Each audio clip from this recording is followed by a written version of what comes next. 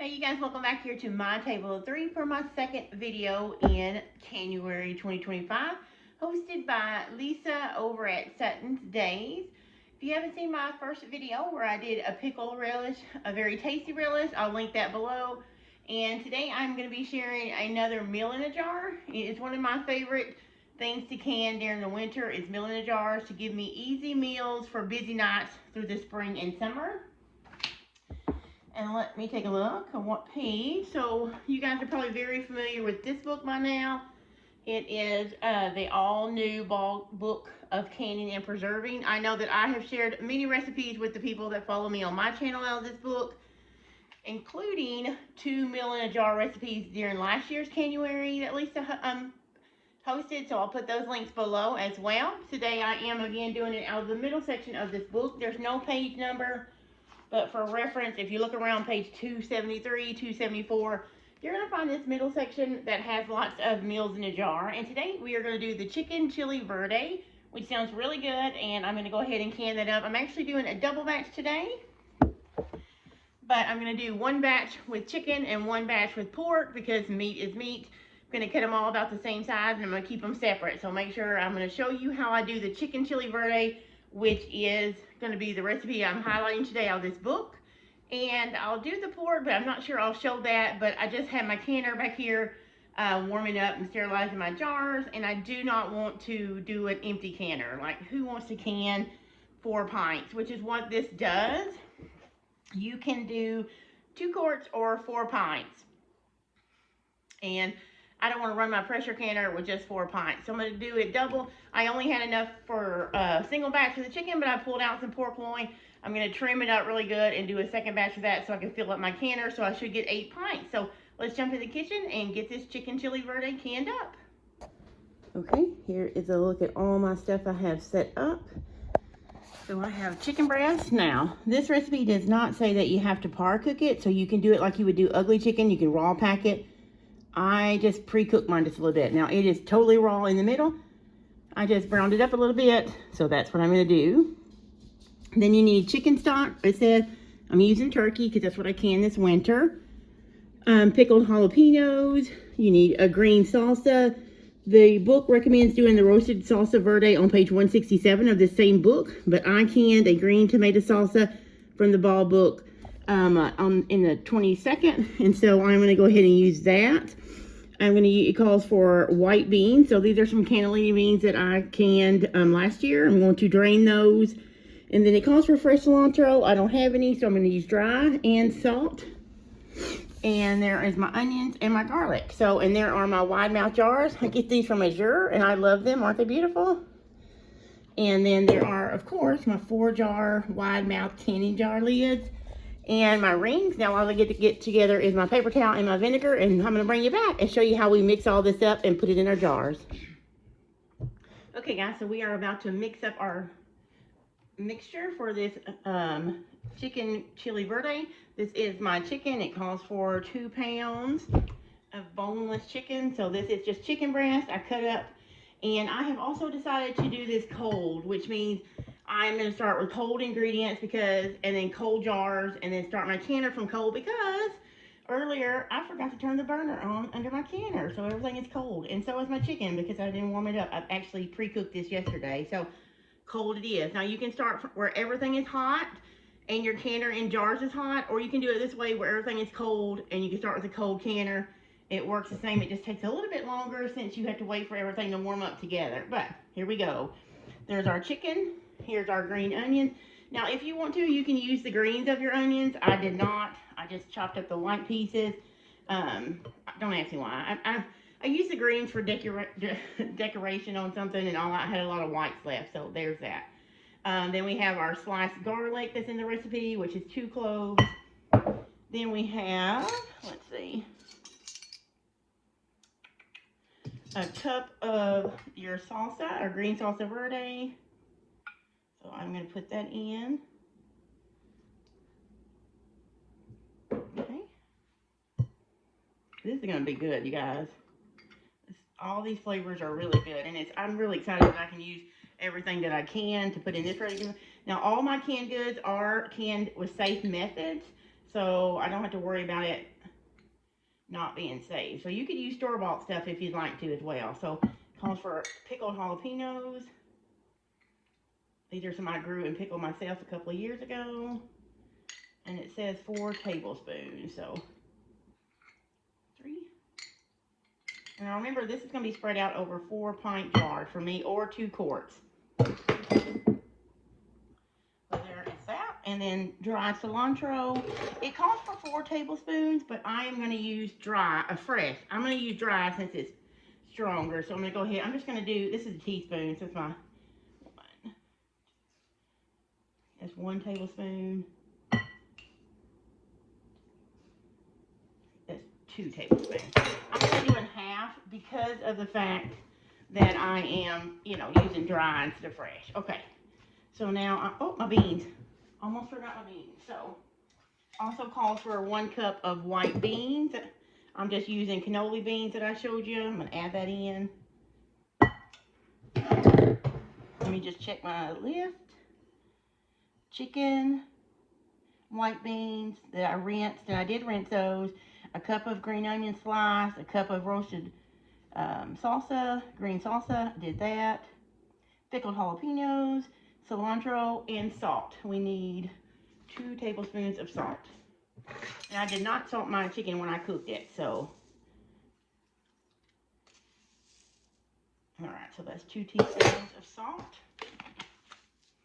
Now we are going to stir it up.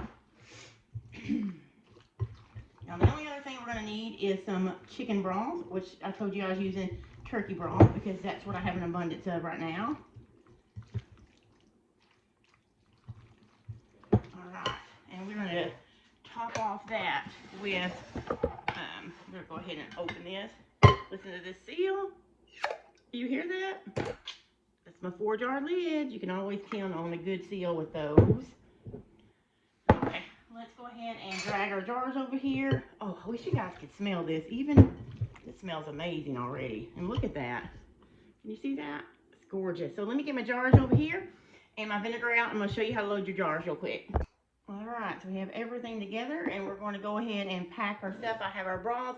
Now the broth is just used to top everything off after you put all your chicken Verde mixture into your jars. It doesn't give you an amount in the recipe. It just says hot broth chicken. So I'm using turkey. That's completely fine. So I am going to go ahead and do that, and that's just used to top it off. And we're also going to be leaving a 1-inch head space in these jars. So we do have our debubbler and our measurer. If you can see, it has marks on it. Each one of them tell you a certain length. So let's go ahead and start filling our wide mouth pints.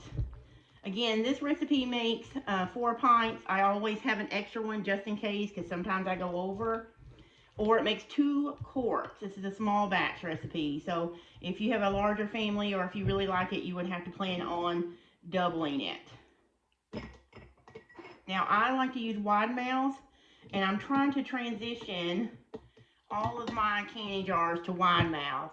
I would probably say the only ones I keep around that are narrow mouth or regular mouth would be for broths and stuff like that, because I don't mind them for that.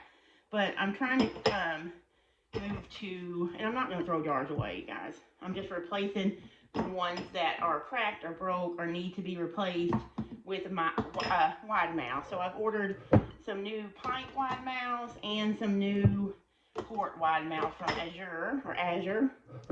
And I'm really liking those, really good. Especially for meat, because it makes them, see I got some on there. That's why you're going to need the vinegar later. Alright, remember to keep in mind that 1-inch headspace.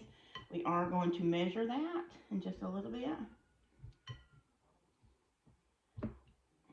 Okay. I think I am.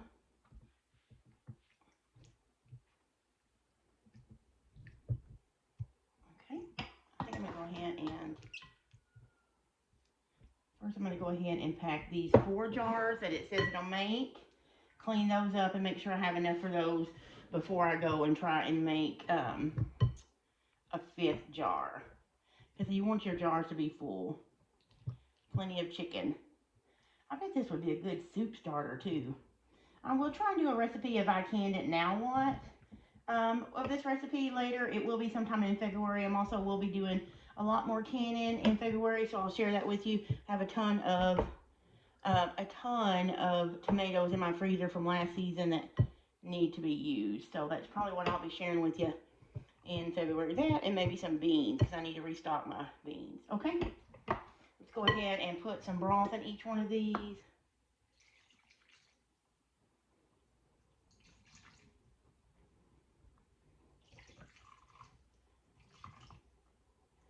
I can tell I overfilled that one. That's okay.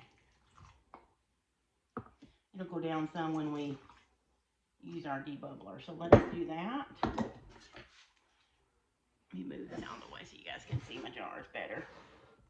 You're just going to go all around the jar, poking the poker down in there, and you're going to just get all the air bubbles out. Yeah. Some of this may have to come out. I think I got a little bit overzealous. Not with the broth, but with the meat, because I really like to pack my jars out. Alright. Okay. In order to get these down to my one, you can see, let me let you see this really quick. Can you see that? It's definitely not 1 inch headspace. Let's measure it for us. It is not even a half. So I need to take some out of that. And we are going to do this 5th jar over here, because I had to remove some out of these other jars to go in there. I'm making a mess today. Okay. Before I do the rest of this, let me clean up a little bit. I don't like my workspace being dirty like this, and I'll be right back and we'll finish these up. So I did wipe the counter down some. So I put what was left in the bowl in this pint jar, and I'm just going to take some out of each one of these to go down, to make it come down to the inch head mark. And that will also fill up this one. So doesn't need to be not too much out of those jars, probably just about a piece each maybe.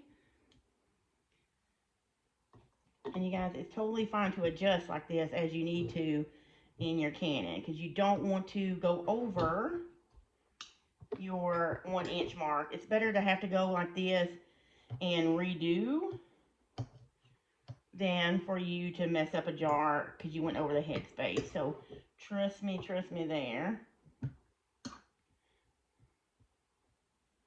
Take out a little bit more, not a big piece here, but a little piece here maybe. Okay. All right. Now we're going to debubble again, because I did adjust stuff. I'm going to pour liquid in here. All right, so let's do that.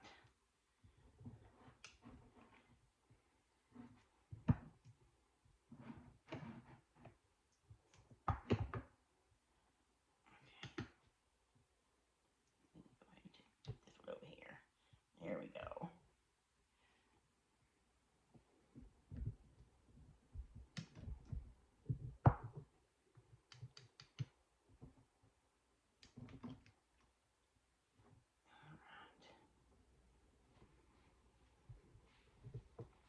Let me go ahead and measure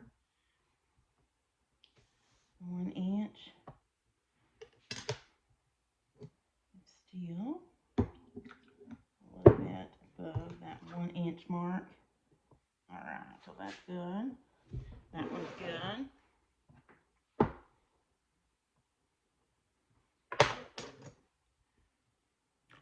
Just in the liquid to get me there to the, okay.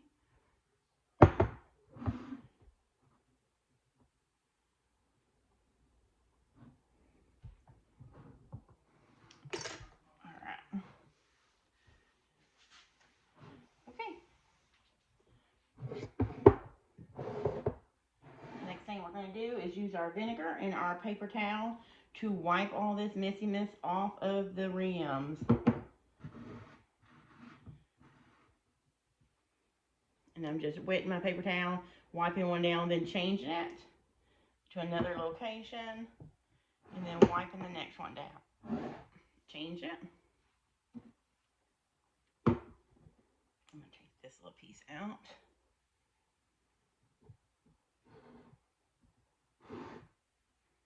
chat.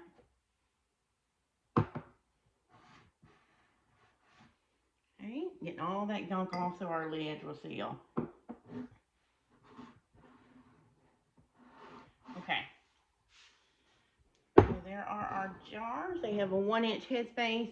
They have been debubbled, and now we are going to put our lids on, which is our 4-jar wide mouth jar lids.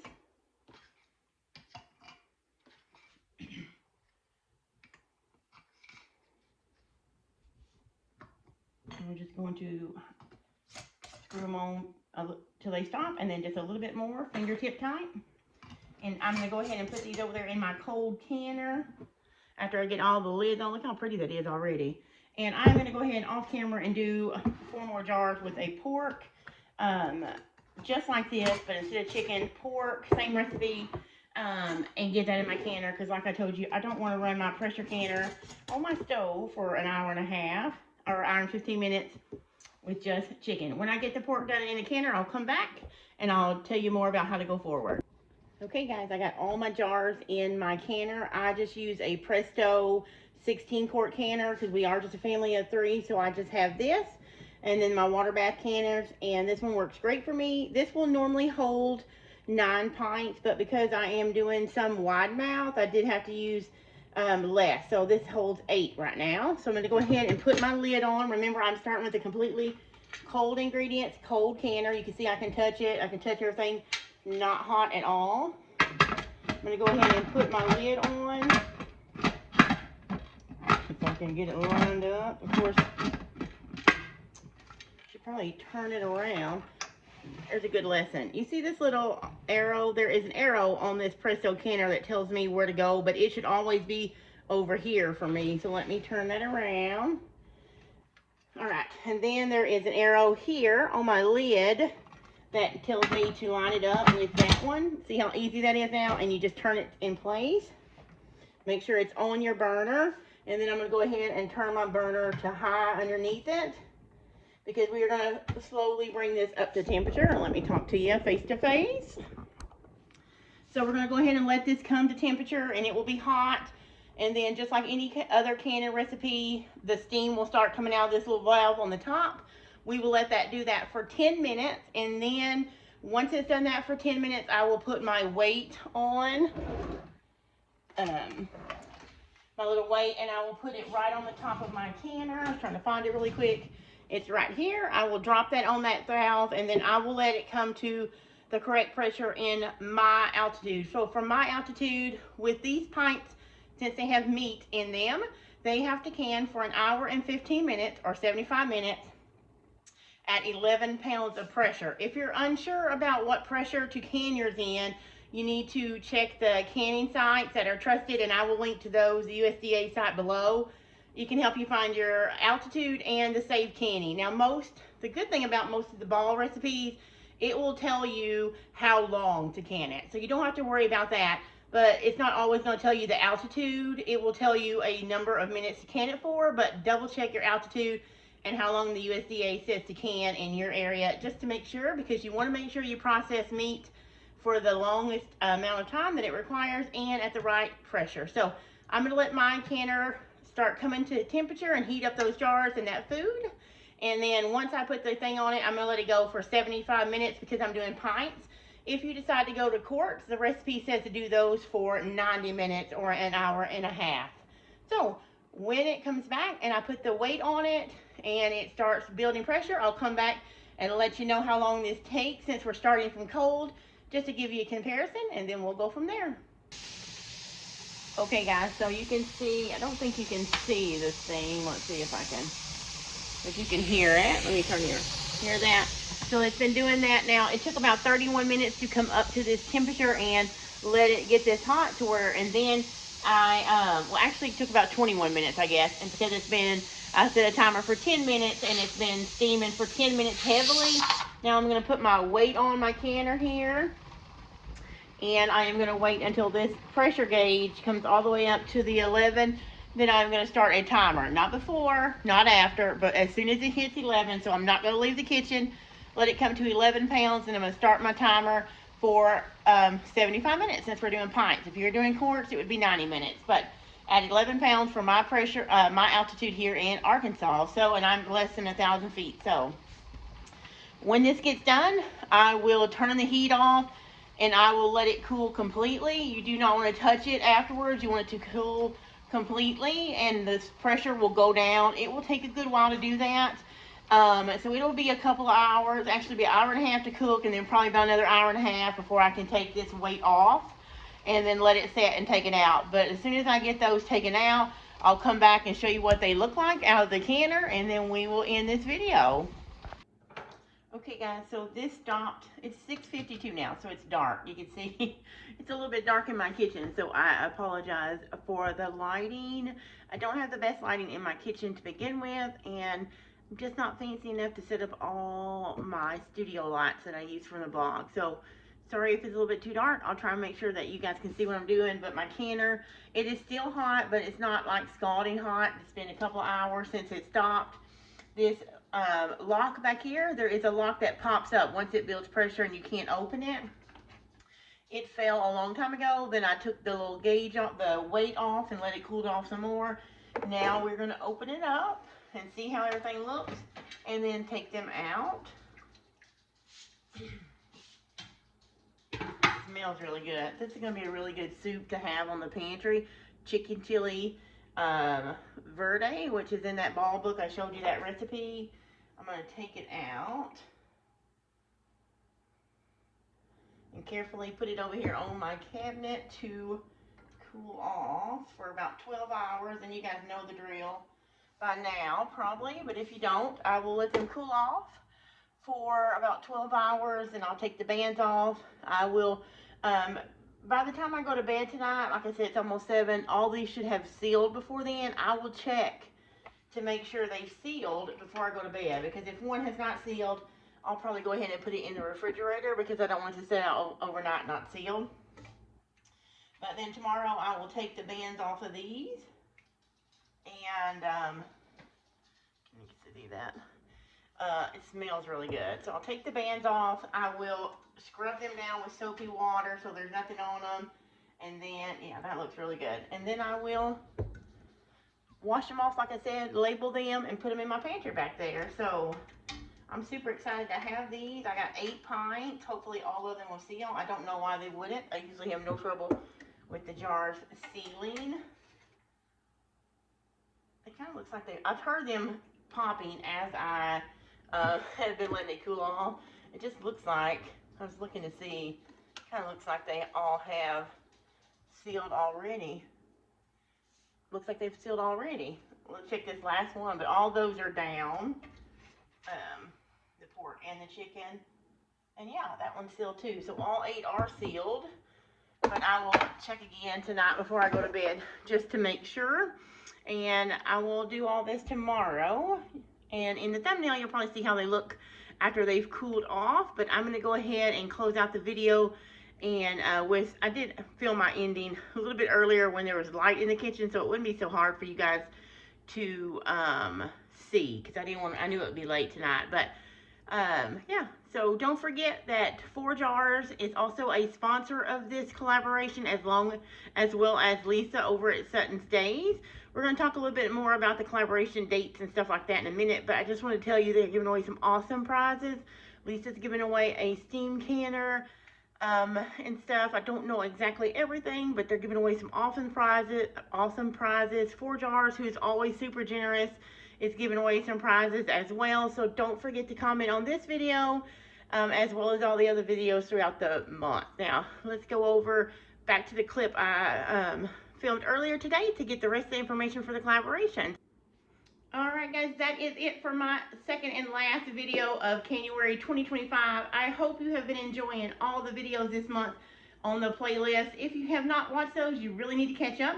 I have the link below in the description, so take a look at it, watch all the videos, leave a meaningful comment, enjoy the recipes, and get ready for that live giveaway on Sutton's Daze channel. Lisa will be doing that on January the 31st at 7 p.m. Eastern Standard Time. So note your time and your time zone. For me, that would be 6 p.m. Central Standard, and so on and so on. So I hope you guys have enjoyed January. Thank you as always for coming back to my channel and watching these videos.